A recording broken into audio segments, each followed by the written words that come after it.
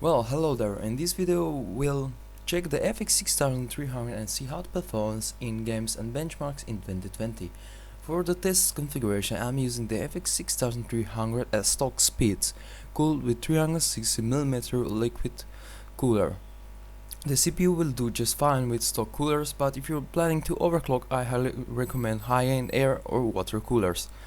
The motherboard is Sabertooth 990 FX, which is very good for overclock, and if you plan to use the 9000 series chipset, I highly recommend it. But this CPU will also run fine on cheap or older boards. Memory is running a dual channel at 2133 MHz, as I couldn't get it to rated 2400 MHz. If you are using slower memory, you will only use a couple of frames in games. The GPU of choice is RX 470 4GB.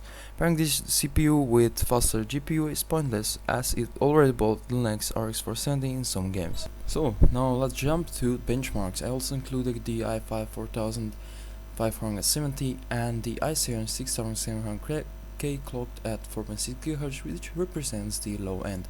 And as you can see, the FX 6300 is slower even than i5 and lags far behind modern CPUs. And the single core performance is awful. And here's also a picture of PCMark where you can see that the FX configuration is slower even than the i5 configuration with less RAM and slower GPU. So now let's jump into gaming benchmarks. As you can see, the CPU is still capable of achieving over 60 frames per second with the RX 470, but going with a faster GPU is pointless, I think, because it is already bottlenecking this GPU in some scenarios. The base settings fitted for this CPU are low to medium, and you can also play some games on higher settings at very good frame rate, depends on the game.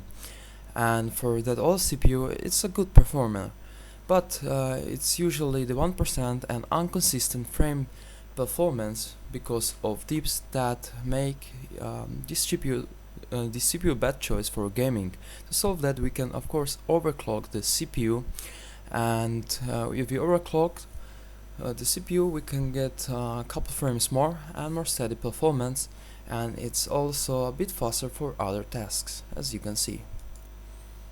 So here I have the actual footage of using the system. The CPU is overclocked to 4.7 GHz, and even though you can see that it takes a while to actually open the app, even the Chrome.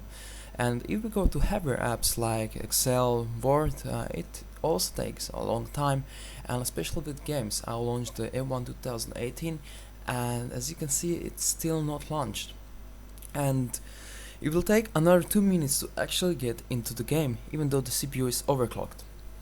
So the conclusion is that if you're planning to buy, I don't know, if you're upgrading from an old system like Core to Quad or Pentium, I would rather avoid the FX series and get the i5s. Especially nowadays the i5s and i7s, the 4th generation can be found for very cheap. It depends on market, but the new CPUs are actually really fast, and it's hard to sell those old CPUs, so the resellers had to lower the prices. And even if you're if you're planning to buy the 8-core part like the FX 8350, I would rather avoid it because it's not that much faster even when overclocked, and it will also bottleneck the GPU like 1060 or the RX 580. So that's it. Thank you for watching the video, and see you in the next one.